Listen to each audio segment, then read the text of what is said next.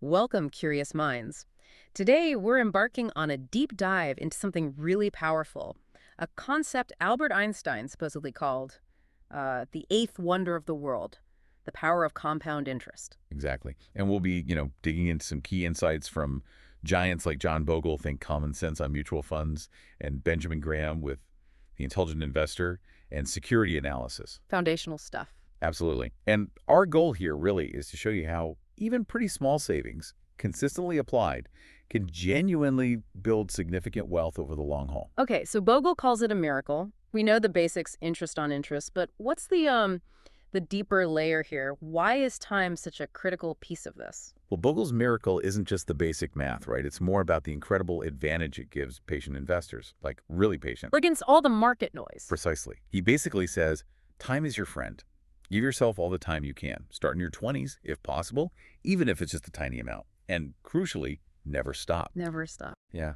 It's amazing how truly small amounts can balloon into something life-changing. If you just give them decades, you just have to stay invested through the ups and downs. And those examples are pretty stark, aren't they? The difference time makes. Oh, it's huge.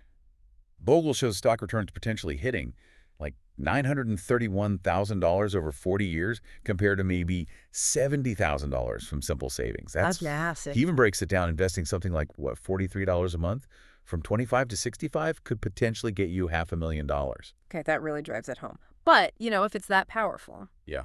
can it also work against you? Is there a dark side? Ah, yes. That's what some people call the tyranny of compounding. And this is where both Graham and Bogle really hammer the point.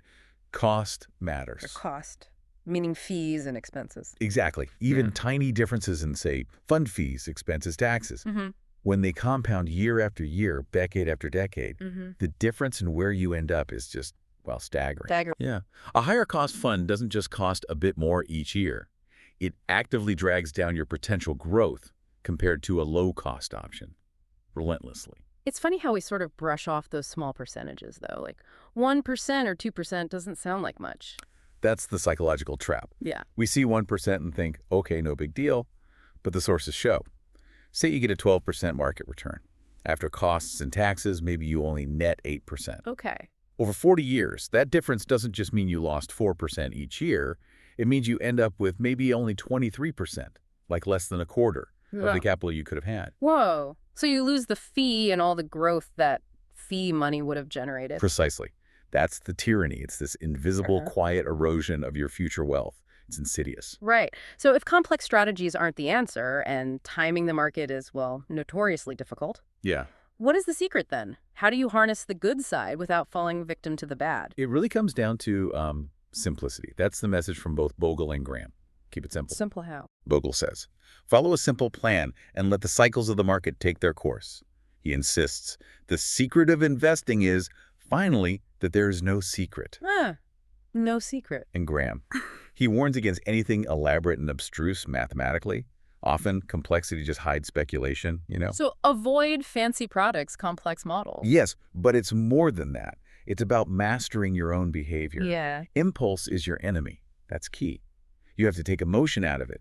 Don't buy just because something shot up, and definitely don't sell just because it dropped. Discipline. That's the real core of it. Discipline and simplicity. So listening to this, it feels like the real power isn't some complicated financial wizardry. It's about leveraging time, staying disciplined against our own, gut reactions, and being almost ruthlessly focused on keeping those costs down. Exactly. You want your money working for you, compounding steadily. You don't want it constantly fighting against fees or your own emotional trading. It's the ultimate long game. Right. So maybe the question for everyone listening is, if compound interest really is this incredible force, this eighth wonder, what's the one simple disciplined step you can commit to today? However small it seems now, what's that step to actually start inviting its power into your own financial future?